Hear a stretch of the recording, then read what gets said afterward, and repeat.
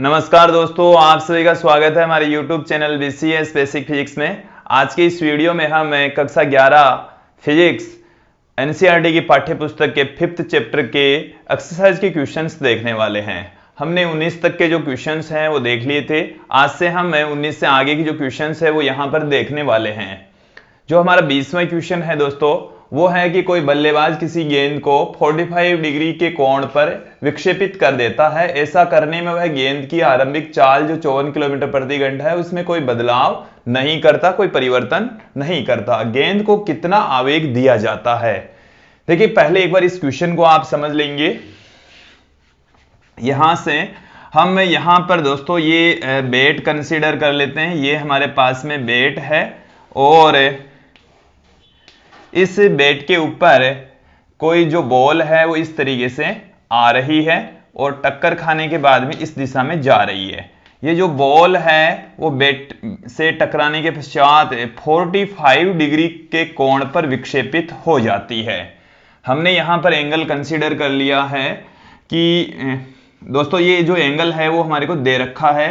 जो बॉल है उसका द्रव्यमान स्मॉल m जो कि 0.15 किलोग्राम है। हम इसकी वेलोसिटी u लेकर चल रहे हैं, u वेग से आ रही है और ये जाएगी भी u वेग से। ये बॉल यहां से इस बैट के लंबवत दिशा में हम एक रेखा कंसीडर कर रहे हैं। ये वाला एंगल हम कंसीडर कर लेते हैं थीटा है, जो कि यहां पर दोस्तों 45/2 के इक्वल होगा, 22.5 डिग्री होगा। दोस्तों यहां पर आप देखेंगे कि ये जो वेग आरंभिक दिशा में है उसको हम दो घटकों में तोड़ लेंगे और जो बैट से टक्कर खाने के पश्चात जो वेग है उसके घटक कर लीजिए, या आप संवेग के घटक कर लीजिए। दोनों में से किसी एक के घटक कर लेंगे हम यहां पर।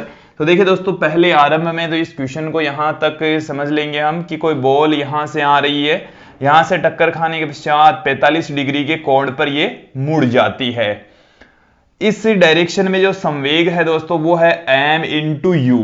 तो ये हमारे पास में है आरंभिक संवेग mu और ये टक्कर खाने के बाद का संवेग है जो कि mu है। केवल डायरेक्शन अलग अलग है, संवेग का जो परिमाण है वो सेम है।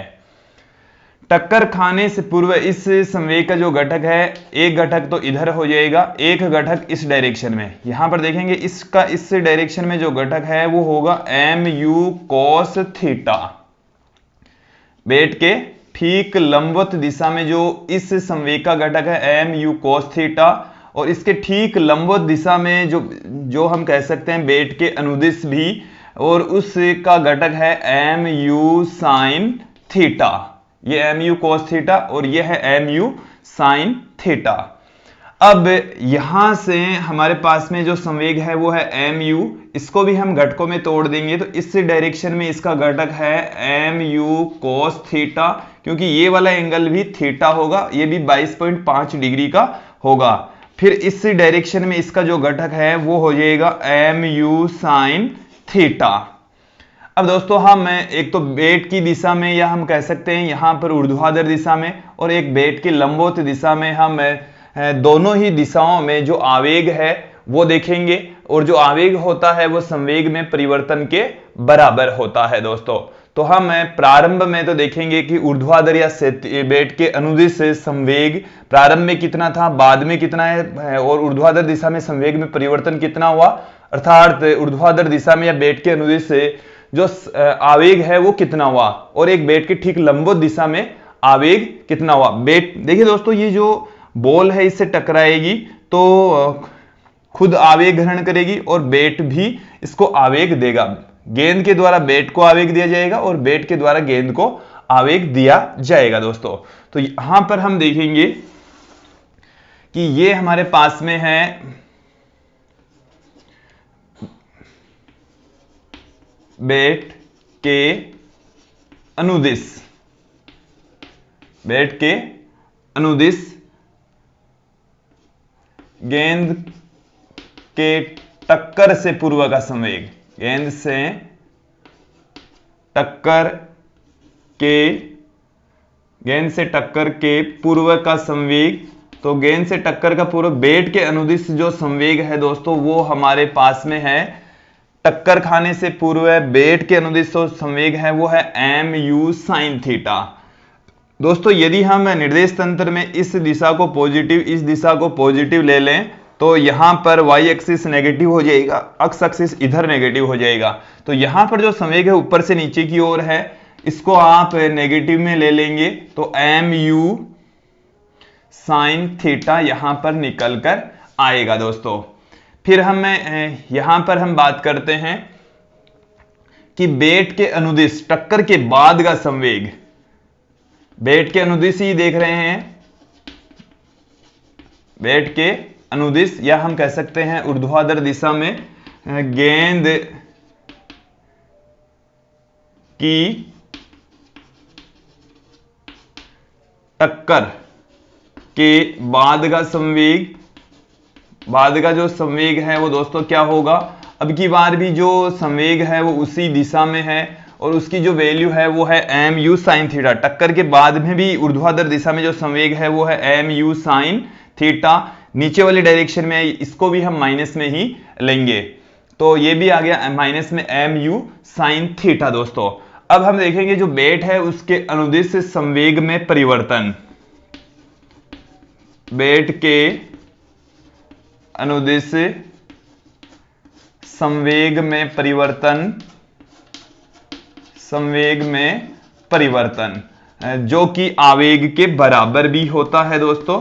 तो आवेग बराबर संवेग में परिवर्तन, यहां पर प्रारंभिक संवेग, अंतिम संवेग में से प्रारंभिक संवेग घटा देंगे तो एम यू साइन थीटा ये अंतिम संवेग, और इसमें से हम घटा देंगे प्रारंभिक संवेग जो कि माइनस में एम यू साइन थीटा है। यहां पर माइनस माइनस प्लस हो जाएगा, तो ये वाला है माइनस में, ये वाला हो जाएगा माइनस माइनस प्लस में, सेम वैल्यू है तो आवेग यहां पर 0 आ जाएगा।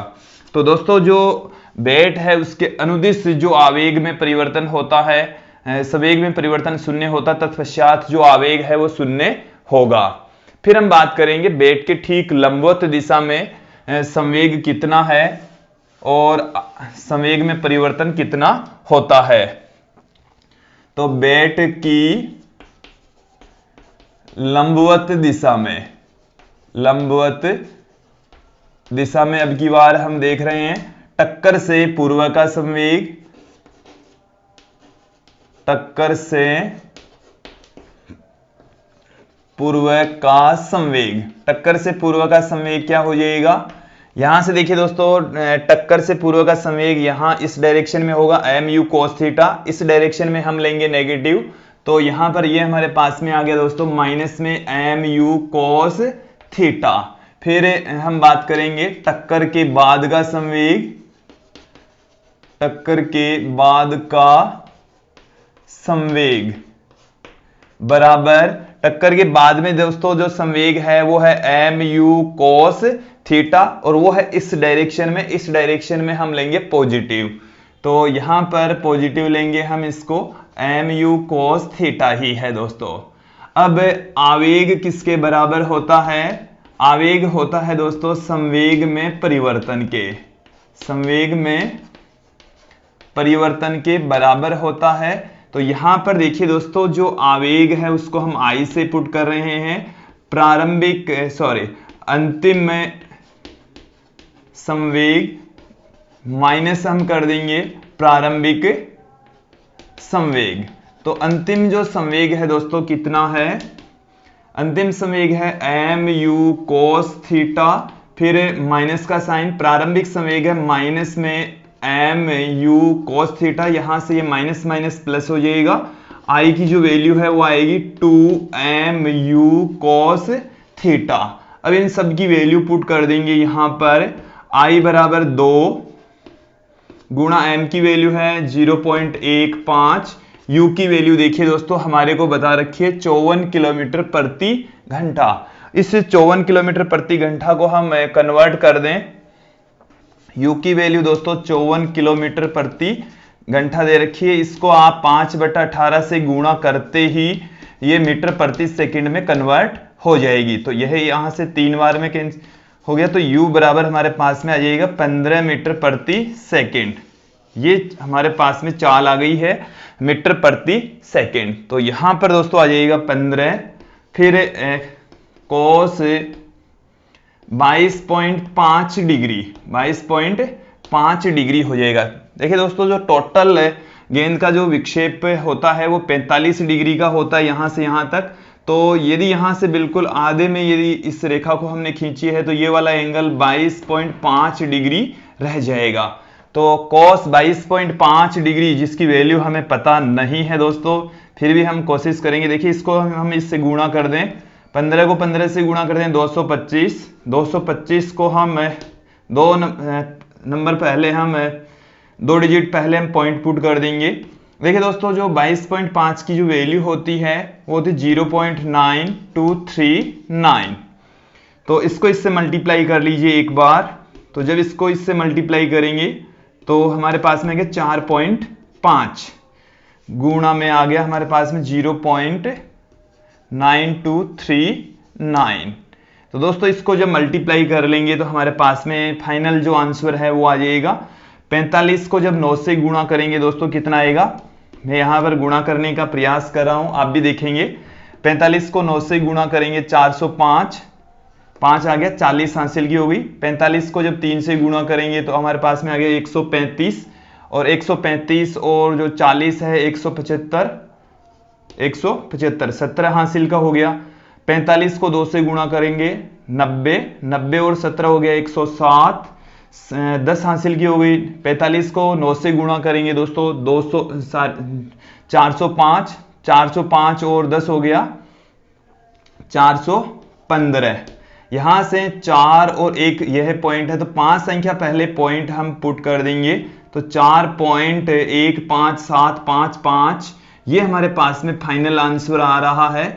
और इसको यदि आप नियरली इक्वल टू पुट करें तो पुट कर सकते हैं, बट जो एग्जैक्ट वैल्यू है वो हमारे पास में आवेग की ये आएगी। इस क्वेश्चन में हमने देखा कि ऊर्ध्वाधर दिशा में कोई आवेग में परिवर्तन नहीं, संवेग में परिवर्तन नहीं होता, तो इस दिशा में कोई आवेग नहीं होता।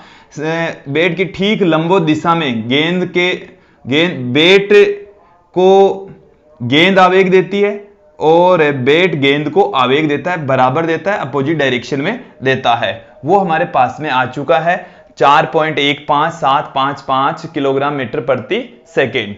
अब हम अगला जो क्वेश्चन है 21वां क्वेश्चन है वो यहां पर देखने वाले। अगला क्वेश्चन यहां पर देखेंगे 21वां क्वेश्चन कि किसी डोरी के एक सिरे से बंधा 0.25 किलोग्राम सहनती का कोई पत्थर से 30 तल में 1.5 मीटर त्रिज्या के वर्त पर 40 चक्कर प्रति मिनट की चाल से चक्कर लगाता है, तो डोरी में तनाव कितना है। यदि डोरी 200 न्यूटन के अधिकतम तनाव को सहन कर सकती है तो वह अधिकतम चाल ज्ञात कीजिए जिससे पत्थर को घुमाया जा सकता है। एक बार इस क्वेश्चन को समझ लेंगे कि एक डोरी है और उसे डोरी से 0.25 किलोग्राम का एक पत्थर बांध दिया गया है और उसको इस तरीके से 37 तल में घुमाया जा रहा है। तो जो डोरी है उसमें तनाव हमें ज्ञात करना है।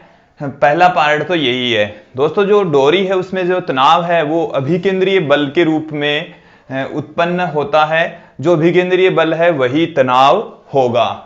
तो हमें अभिकेंद्रीय बल का जो फॉर्मूला है वो देखना है, वही तनाव के इक्वल होगा दोस्तों। फिर आगे हमारे को ये पूछा है कि डोरी है वो 200 न्यूटन का तनाव सहन कर सकती है, यदि इससे ज्यादा तनाव लगेगा तो डोरी टूट जाएगी। तो हम यहां पर जो अभिकेंद्रीय बल है उसका अधिकतम जो मान है वो 200 न्यूटन पुट कर देंगे, और उस स्थिति में जो वेग है कि 200 न्यूटन की स्थिति में जो वेग है, लीनियर वेलोसिटी है, वो कितनी होगी वो हमें ज्ञात करनी है। तो देखिए दोस्तों, इस क्वेश्चन में हमारे को दिया हुआ क्या है पहले वो देखते हैं। हमारे को इस क्वेश्चन के अंदर जो डोरी है उससे बंधा जो पिंड है उसका द्रव्यमान दे रखा है 0.25 किलोग्राम। डोरी की जो लंबाई है दोस्तों वही उस वृत्ताकार पथ की रेडियस होगी जो कि हमारे पास में 1.5 मीटर दे रखी है। इसके साथ में हमारे को यह भी बता रखा है कि जब उस डोरी से बंधे पिंड को क्षैतिज तल में घुमाया जाता है तो वो 1 मिनट में 40 चक्कर लगा रहे हैं, 40 चक्कर प्रति मिनट। इसका मतलब है ये आवर्ती है। तो आवर्ती की वैल्यू हमें दे रखी है 40 चक्कर प्रति मिनट। इसको हम ऐसे भी कह सकते हैं 40 बट्टे में 60 चक्कर प्रति सेकेंड। तो यहां से हम इसको पुट कर देंगे, एफ की जो वैल्यू है वो आ जाएगी 2/3 चक्कर प्रति सेकेंड, और इसे हम हर्ट्ज भी कह सकते हैं दोस्तों। तो ये हमारे पास में 2/3 हर्ट्ज आ गया है, एफ की वैल्यू आ गई है। यहां पर जो डोरी में तनाव होगा वह अभिकेंद्रीय बल के बराबर होगा। डोरी को हम क्षैतिज तल में घुमा रहे हैं, इस तरीके से डोरी से बंधे पिंड को घुमाया जा रहा है। ये जो डोरी है इसमें तनाव होगा, और ये जो तनाव होता है वह अभिकेंद्रीय बल के बराबर होता है दोस्तों। तो यहां पर डोरी में तनाव को हम T से पुट करेंगे। जो अभिकेंद्रीय बल है उसको किस तरीके से हम पुट कर सकते हैं दोस्तों, mv²/r के इक्वल होता है। हम v बराबर जानते हैं ओमेगा इंटू आर होता है, और ओमेगा बराबर होता है दोस्तों 2πf। तो इसकी वैल्यू यहां पर हम पुट कर दें तो हमारे पास में क्या आ जाएगा, m/r तो पड़ा ही है, तो 4π² f²r²। एक r से एक r भी कैंसिल हो जाएगा। t की जो वैल्यू है वो हमारे पास में रह गई है 4π² f² इंटू m। सबकी वैल्यू पुट कर देंगे तो हमारे पास में तनाव T आ जाएगा। तो यहां से देखिए दोस्तों हमारे पास में क्या निकल कर आ रहा है, 4 इंटू 3.14 इंटू 3.14, और f की जो वैल्यू है वो है 2/3, उसका भी स्क्वायर होना है तो 2/3 इंटू 2/3, और जो m है वो भी हमारे क्वेश्चन में दे रखा है 0.25। दोस्तों इसमें हम देखेंगे अब कि जब 4 को हम 0.25 से मल्टीप्लाई करेंगे तो वो हो जाएगा 1 हो जाएगा। यहां से हम 3.14 को 3.14 से 2 और ये वाली वैल्यू हमारे पास में बच गई है दोस्तों। तो मैं एक बार इस 2 को 2 से गुणा करूंगा, 4 आ गया, 4 को 3.14 से गुणा करेंगे तो 12.56 आ जाएगा। जो सॉल्यूशन है इसको थोड़ा सा और सॉर्ट आउट कर लेते हैं। 4 को इससे गुणा करेंगे तो 1 हो गया, इसको 2 गुना 2 4 हुआ, इसको जब गुणा करेंगे इससे तो आ गया हमारे पास में 12.56। ये हमारे पास में अभी भी पड़ा है 3.14, और बट्टे में पड़ा है दोस्तों 3 इंटू 3 9। यहां से हम देख लेंगे दोस्तों कि इसमें 3 से ये डिवाइड होता है कि नहीं होता, पूरी तरह से तो नहीं जाता, इसमें भी ये पूरी तरह से नहीं जाता, बट यदि नियरली इक्वल टू भी जा रहा है तो उसको हम कैलकुलेट यहां पर कर लेते हैं। 12.56 इसमें इसका भाग लगा देंगे तो गुणा में पॉइंट, फिर ये 27 में जाएगा 3 बार में, फिर 4 शेष रह गया 44, उसको हम लगभग 45 कंसीडर कर लें तो 0.35 इसका सॉल्यूशन आ जाएगा। अब इसको 35 से इसको गुणा कर दीजिए, 4 संख्या पहले हम पॉइंट पुट कर ही देंगे, 35 की टेबल बोलेंगे हम 6 टाइम, तो हमारे पास में आ जाएगा 35 की टेबल 6 टाइम, तो हमारे पास में आ गया दोस्तों 210 में 0 हासिल की हमारे पास में हो गई है 21। 35 को जब हम 5 टाइम्स बोलेंगे तो ये हमारे पास में 175 और 21 196 में 19 हासिल की हो गई। 35 की टेबल बोलेंगे 2 टाइम्स तो 70 और 19 वो हो गया हमारे पास में 89, 8 हासिल की हो गई। 35 की टेबल 1 टाइम्स तो 35 और 8 हो गया हमारे पास में 43। ये हमारे पास में इसका मल्टीपल आया, और 4 संख्या पहले हम इसमें पॉइंट पुट कर देंगे तो 4.396 ये न्यूटन में इसका आंसर आ गया। जो अभिकेंद्रीय बल होता है वही इस डोरी में तनाव के तुल्य होता है दोस्तों। फिर हमारे को इस क्वेश्चन के अंदर आगे पूछा है यहां से कि यदि डोरी में 200 न्यूटन तनाव सहन करने की क्षमता हो तो उस पिंड को अधिकतम कितने वेग से घुमाया जा सकता है। अब इसके अंदर जो आगे का पार्ट है उसमें हमारे को पूछा है, अब की बार हमारे को तनाव 200 न्यूटन दे रखा है और अब की बार वेग पूछा है दोस्तों कि वेग कितना होगा। तो हमारे पास में T बराबर होता है mv² बाई r, तो यहां से हम पुट कर दें वी स्क्वेयर बराबर हमारे पास में क्या आ जाएगा, टी इंटू आर अपॉन में एम। तो एक बार इन सब की वैल्यू पुट कर दीजिए। टी का मान 200, आर की जो वैल्यू है दोस्तों हमारे को दे रखी है 1.5, एम की जो वैल्यू है दोस्तों वो दे रखी है 0.25। यहां से इसको हम कैलकुलेट कर लेते हैं। तो दोस्तों यहां से मैं एक संख्या पहले पॉइंट हटा दूं तो एक जीरो यहां पर लग जाएगा, दो संख्या पहले पॉइंट हटाऊंगा तो दो जीरो ऊपर लग जाएंगे। 25 का भाग इसके अंदर 4 बार में चला जाएगा, एक जीरो से एक जीरो कैंसिल हो जाएगा। वी स्क्वायर बराबर कितना आ गया आपके पास में, ये एक बार 15 को इससे गुणा कर लेंगे, हमारे पास में कितना आ गया, ये आ गया 300 इंटू 4। तो देखिए दोस्तों इसको हम क्या लिख सकते हैं, v बराबर हमारे पास में आ जाएगा 4 का अंडरूट तो हो गया 2, इसे 100 का अंडरूट हो गया 10 और ये 3 बच गया, इस 3 का अंडरूट होता 1.732।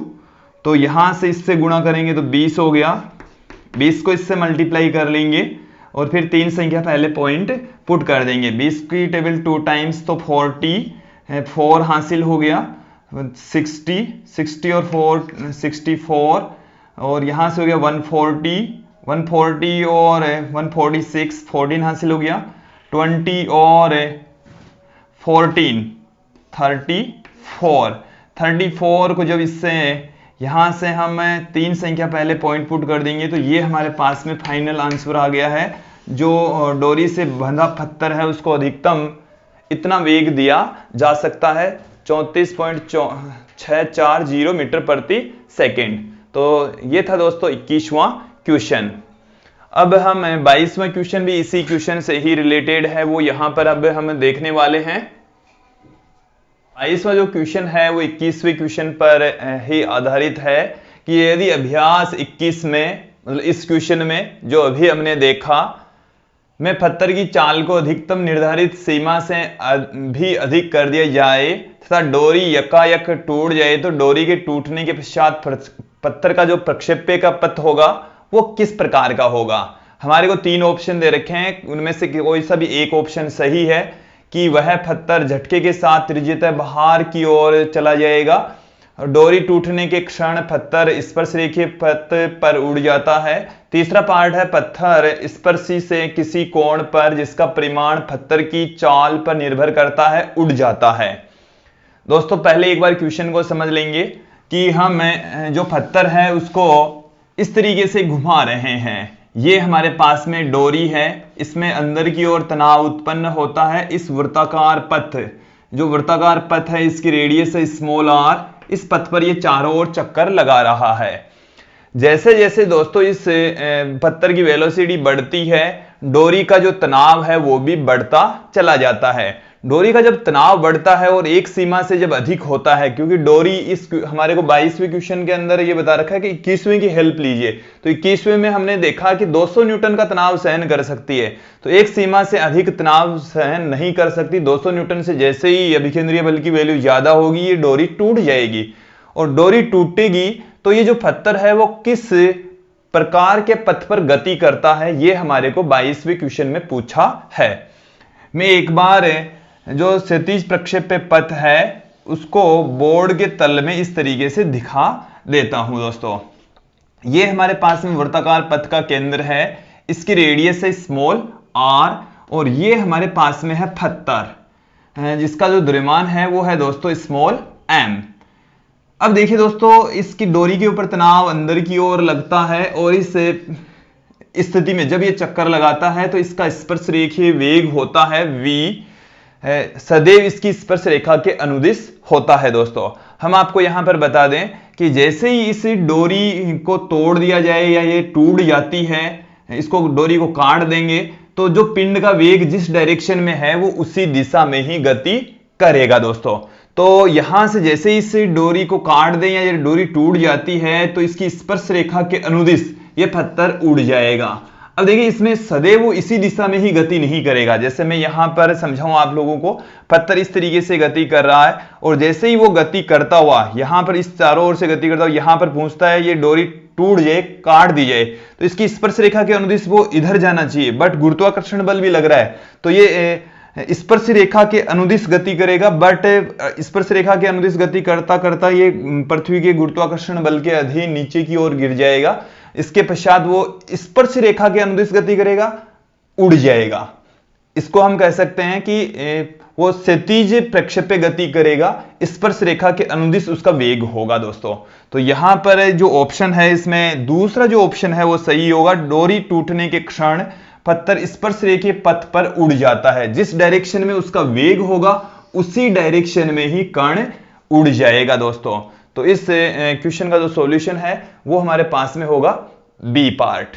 अब हम इस वीडियो का अंतिम जो क्वेश्चन है वो यहां पर देखते हैं दोस्तों, 23वां क्वेश्चन। दोस्तों 23वां जो क्वेश्चन है वो है कि स्पष्ट कीजिए क्यों। इसमें 4 पार्ट हैं और प्रत्येक का हमारे को रीजन स्पष्ट करना है।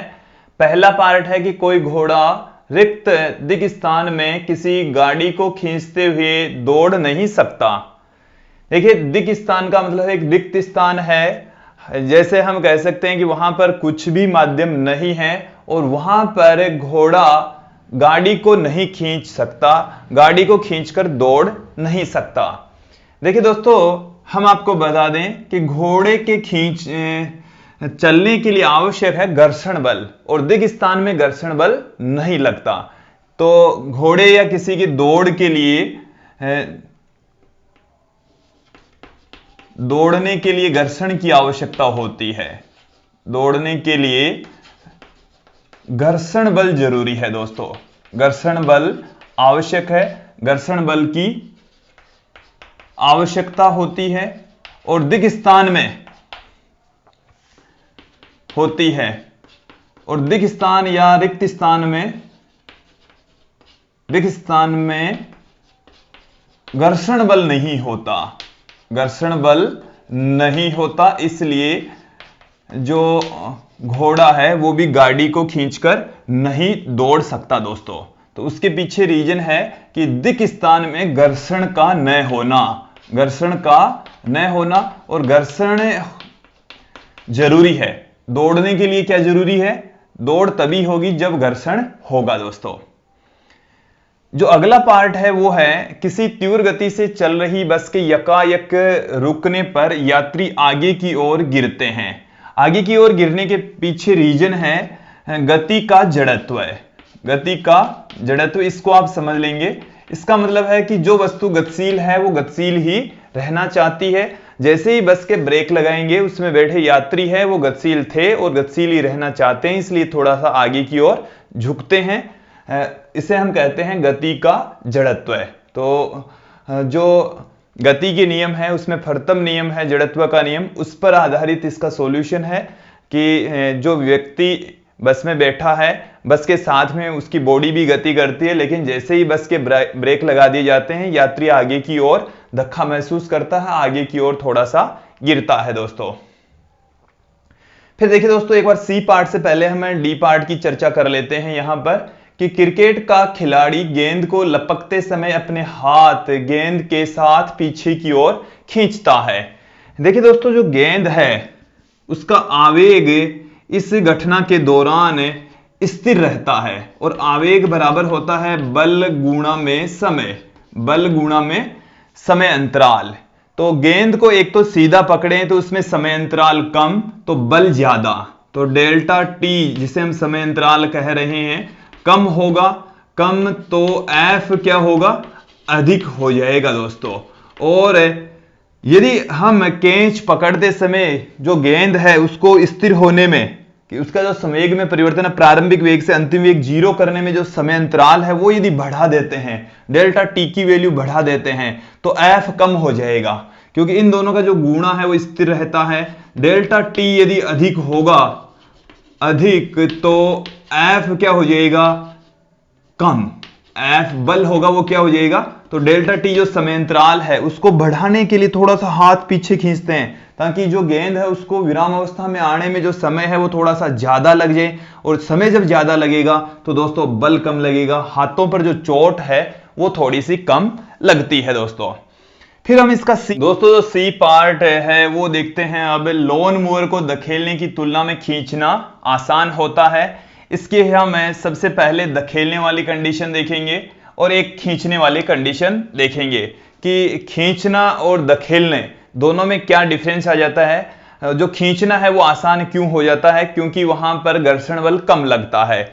वो हम देखेंगे घर्षण बल कैसे कम लगता है दोस्तों। जैसे ये हमारे पास में लोन मूवर है, इधर से ये कोई काटने वाला भाग है, ये कोई ग्राउंड है और ये इसका हैंडल है जिससे हम इसको धक्का या खींचते हैं।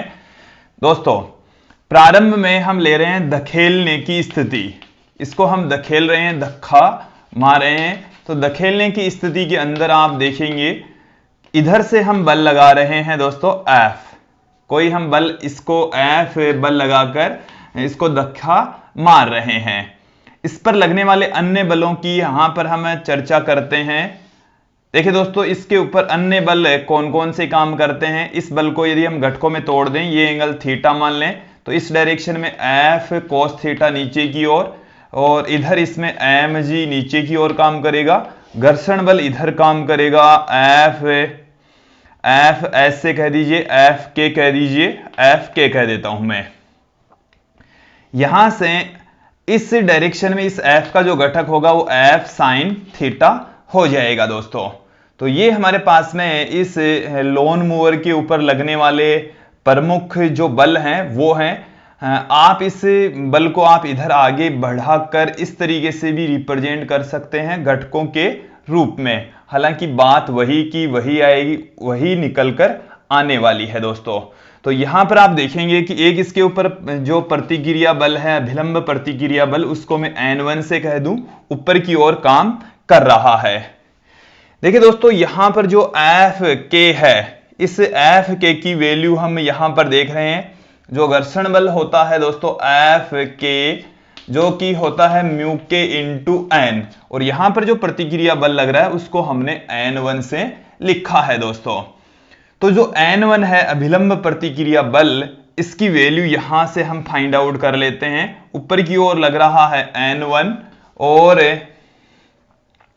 नीचे की ओर देखिए कौन कौन से बल काम कर रहे हैं। एक तो mg काम कर रहा है, साथ में यहां पर F cos थीटा भी काम कर रहा है। तो देखिए दोस्तों N1 की वैल्यू हमारे पास में ये है, जिसके कारण से जो घर्षण बल है वो हमारे पास में आ गया म्यू के इंटू में mg plus F cos theta के इक्वल। तो धकेलने की स्थिति में जो घर्षण बल है, गति घर्षण बल है, वो लगेगा F के इक्वल टू म्यू के mg plus F cos theta. अब हम बात करते हैं यहां पर खींचने की स्थिति में। जब लोन मूवर को खींचा जाता है तो उस कंडीशन में हमारे पास में जो घर्षण बल है वो कितना लगेगा, कितना काम करता है दोस्तों। जैसे ये हमारे पास में फिर से हम लोन मूवर ही ले रहे हैं। अब की बार जो हैंडल है वो इधर है और इसको हम F बल से खींच रहे हैं। इसके ऊपर लगने वाले जो बल हैं वो अब यहां पर हम कंसीडर कर लें। तो नीचे की ओर तो फिर वही mg लग रहा है, ऊपर की ओर इसका जो घटक है वो हो जाएगा F cos थीटा और इस डायरेक्शन में इसका जो घटक है दोस्तों वो हो जाएगा F sin थीटा। तो यहां से आपके पास में यह अभिलंब प्रतिक्रिया बल N2 कह दें और घर्षण बल दोस्तों इधर की ओर काम करता है, वो है F के इक्वल। तो यहां से आप देखेंगे दोस्तों जो F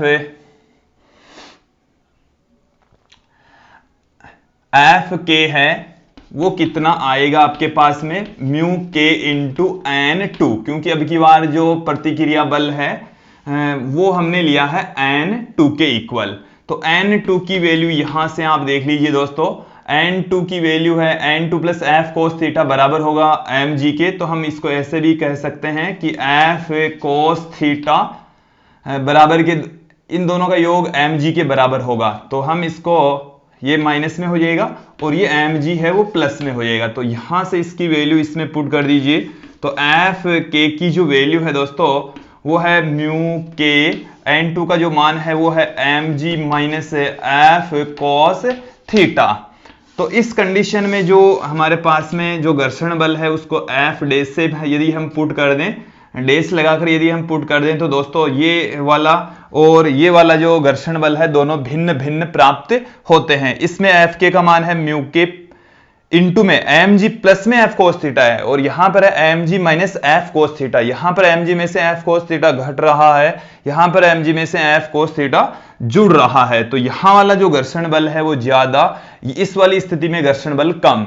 ये वाली जो स्थिति है वो खींचने की स्थिति, खींचने की स्थिति में घर्षण बल कम, तो हमें खींचना आसान लगेगा और धक्का देना मुश्किल काम होगा। ये हमने बता दिया है कि घर्षण बल खींचने की स्थिति में कम लगता है, तत्पश्चात खींचना आसान है, और धक्के लगाने वाली जो स्थिति है, धकेलने की स्थिति में घर्षण बल अधिक लगता है, तत्पश्चात ये थोड़ा सा मुश्किल काम होता है।